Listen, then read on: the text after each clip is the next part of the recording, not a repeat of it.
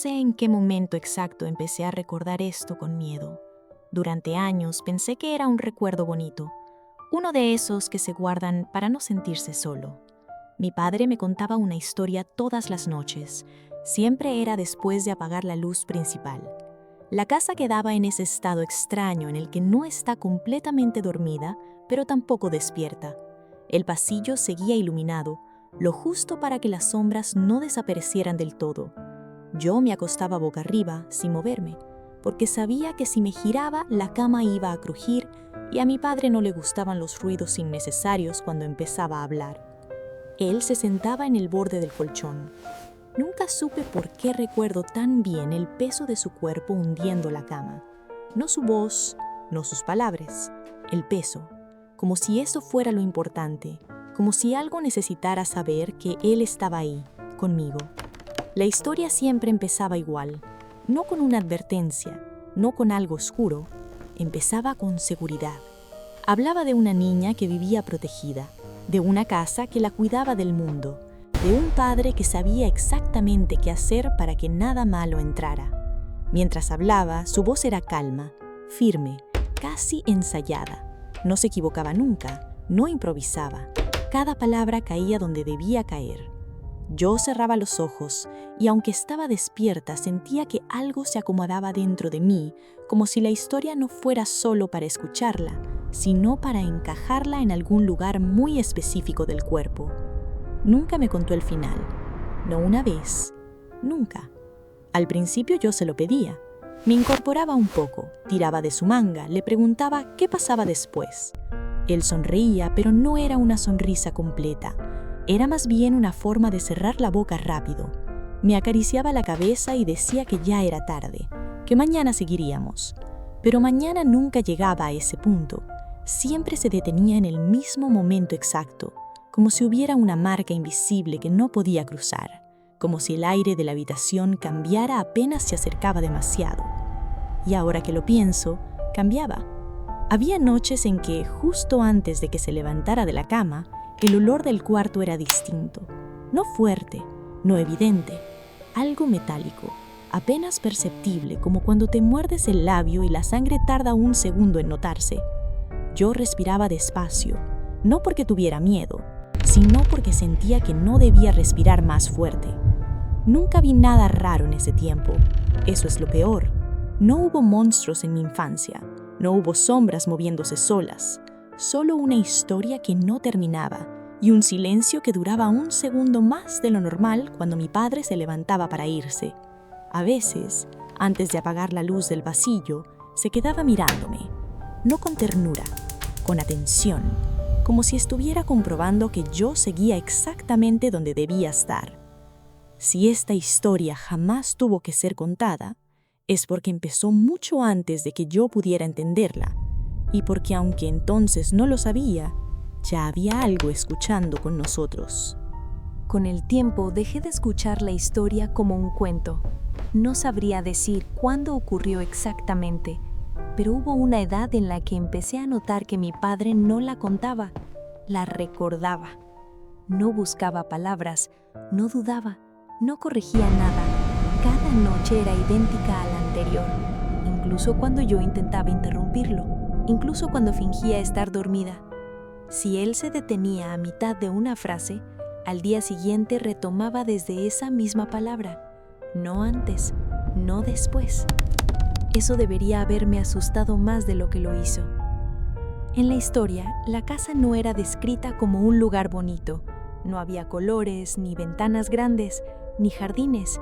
Mi padre nunca decía cómo era por fuera, solo hablaba de adentro, de pasillos que no llevaban a ningún lado, de habitaciones que no se usaban, de una sensación constante de estar siendo contenido, como si las paredes existieran para evitar que algo se expandiera. La niña del cuento aprendía reglas, no normas comunes, reglas que no se explicaban. No abrir ciertas puertas, incluso si estaban entreabiertas. No mirar demasiado tiempo los rincones oscuros del techo.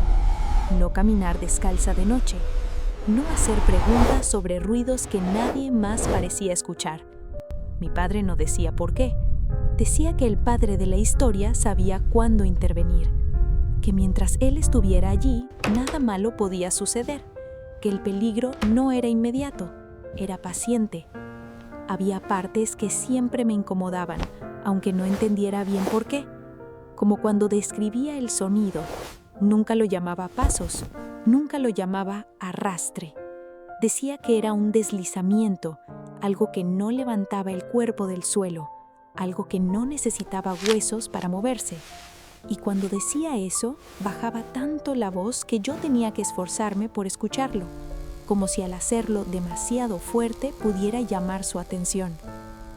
A veces mencionaba manchas, no grandes, no visibles a simple vista, manchas que solo aparecían con cierta luz, que parecían cambiar de lugar, que no estaban frías ni húmedas, sino tibias, como piel cubierta demasiado tiempo. Yo fruncía el ceño, le preguntaba si la niña del cuento tenía miedo. Él siempre respondía lo mismo: no todavía. Nunca decía, siempre estará bien. Nunca decía, esto se soluciona. Decía que había cosas que empeoraban solo si se les prestaba atención. El punto donde la historia se detenía era siempre el mismo. La niña del cuento se daba cuenta de que el sonido ya no venía de las paredes, sino de abajo. Mi padre se quedaba en silencio ahí. No cerraba con una frase, no había moraleja. Se levantaba, como si continuar fuera físicamente imposible, como si su cuerpo supiera algo que su voz no podía decir.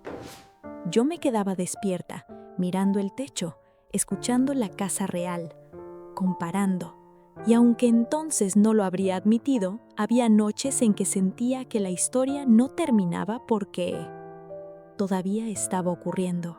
Al principio pensé que era yo, que había escuchado esa historia demasiadas veces, que algunas palabras se me habían quedado pegadas y ahora veía cosas donde no las había. Me repetía eso cada vez que algo no encajaba, como si decirlo en voz alta pudiera sellar las grietas. Pero el olor no se puede imaginar. Apareció una mañana cualquiera, cuando me senté en la cama y apoyé los pies en el suelo. Era tenue, casi inexistente, pero estaba ahí. Un olor espeso, cálido, con un fondo metálico que me raspó la garganta. No venía de ningún objeto, no estaba concentrado en un punto. Parecía salir del aire mismo. Ese día abrí la ventana, cambié las sábanas, limpié el piso. Al volver por la noche, el olor estaba de nuevo. Y peor, no se intensificaba de golpe, crecía lento, como si alguien lo alimentara con paciencia. Me daba de impresión de que si respiraba más fuerte, algo lo notaría. Así que empecé a respirar despacio, superficial, como hacía de niña cuando mi padre hablaba en voz baja. Las manchas aparecieron después. No fue una sola, fueron varias, en lugares que yo sabía que estaban limpios. Al principio pensé que era humedad, pero cuando pasé el dedo, la pared estaba tibia, no mojada. Tibia, como si algo del otro lado hubiera apoyado la palma demasiado tiempo. El sonido llegó por la noche. No despertó a la casa, me despertó a mí. Era un roce largo, irregular, sin patrón. No iba y venía, no se acercaba ni se alejaba. Simplemente estaba ocurriendo. Me quedé quieta, con los ojos abiertos, esperando que mi cuerpo reaccionara. Pero no reaccionó. Eso fue lo peor. No sentí pánico, sentí reconocimiento. Ese sonido no era nuevo. Yo ya lo había escuchado antes. Estaba en la historia. Me senté en la cama y apoyé la mano en el suelo. El ruido cesó. El silencio que quedó no fue alivio, fue expectativa, como si algo hubiera notado el gesto. Empezaron los sueños. No eran pesadillas, no había sobresaltos ni gritos. Eran recorridos, caminatas lentas por una versión de la casa que no recordaba haber visto despierta. Los pasillos se alargaban, el piso cedía levemente bajo mis pies, como si no estuviera apoyado en algo sólido. En uno de esos sueños sentí algo en el tobillo. No fue un tirón, fue un rodeo. Algo me rodeó el hueso con una presión húmeda, palpitante, como una boca que no se decidía a cerrar. Intenté moverme y la presión aumentó apenas, no para lastimar, sino para ajustarse. Me desperté gritando. La sábana estaba manchada, no roja, oscura, con bordes irregulares.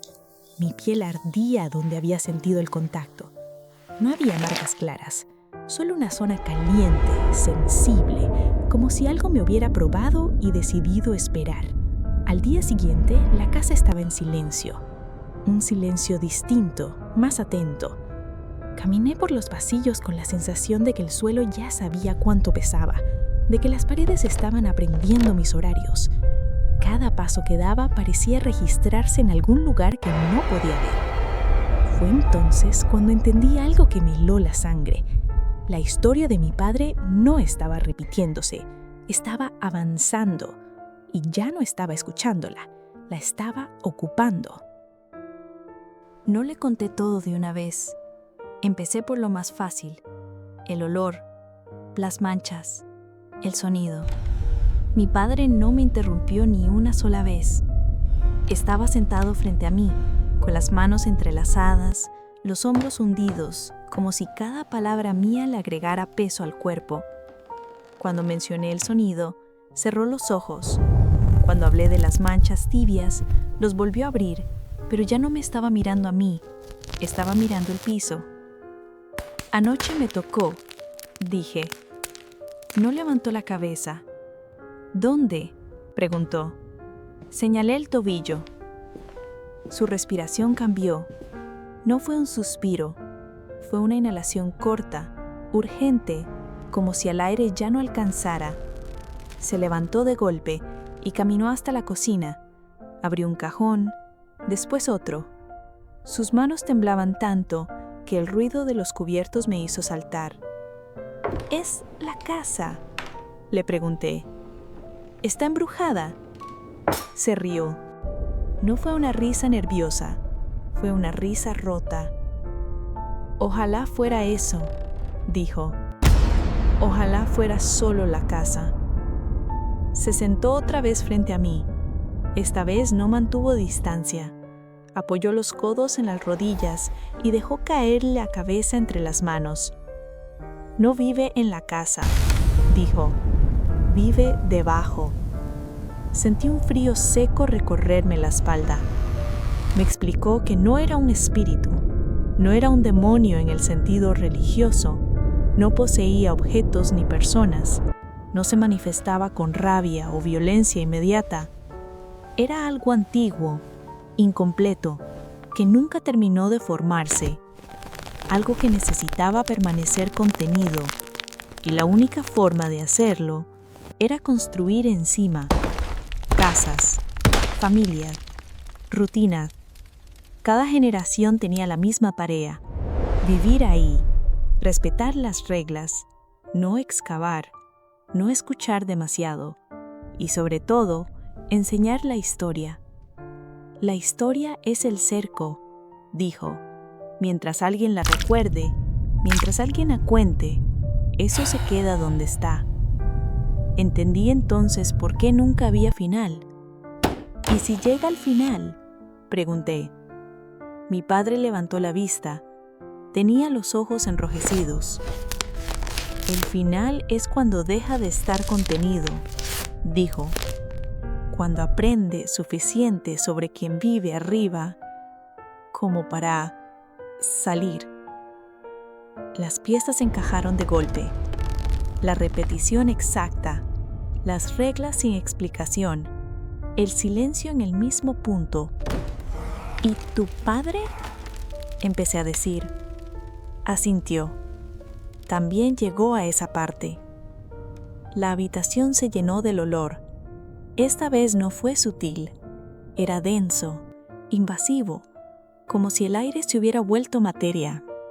El suelo crujió, no como madera vieja, como algo presionado desde abajo, probando resistencia.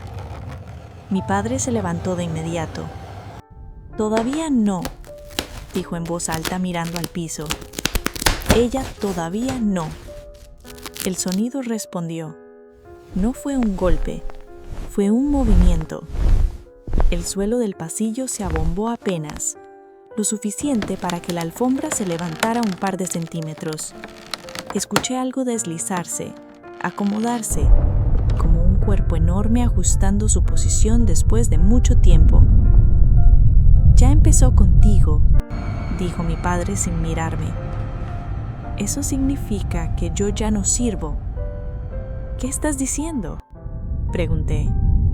Me miró entonces y supe que esa era la última vez que lo hacía como mi padre. «Yo era el límite», dijo. «Yo era la parte antes del final, el que se quedaba para que tú no tuvieras que hacerlo». El piso volvió a crujir, más cerca. «Ahora te toca a ti escuchar hasta el punto correcto y cuando tengas hijos, contarla». Quise gritarle que no, que eso no era una opción, que no se negocia con cosas que viven debajo de las casas, pero el sonido se movió otra vez, y esta vez reconocí mi nombre en la forma en que se acercaba. Mi padre no intentó huir. Eso fue lo que más me aterrorizó. No gritó, no rezó, no me empujó para que corriera. Caminó hacia el pasillo con una calma que no le conocía, como si por primera vez en su vida supiera exactamente qué hacer. El suelo crujía bajo sus pies, pero no se rompía. Parecía respetarlo. «No mires», me dijo, sin voltear. «No importa lo que escuches». El olor era insoportable. No solo metálico ahora. Había algo más, profundo, más viejo. Un hedor denso, como de carne que nunca terminó de morir.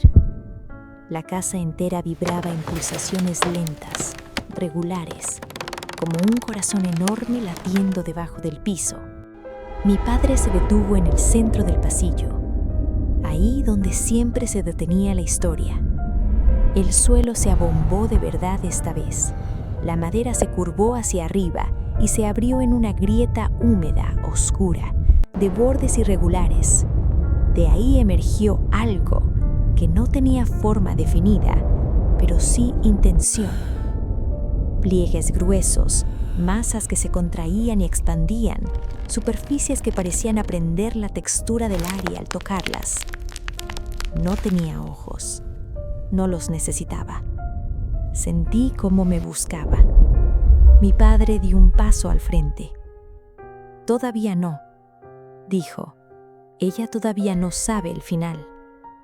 La cosa se detuvo. No retrocedió. Solo esperó. Entonces entendí. No necesitaba llevarse cuerpos al azar.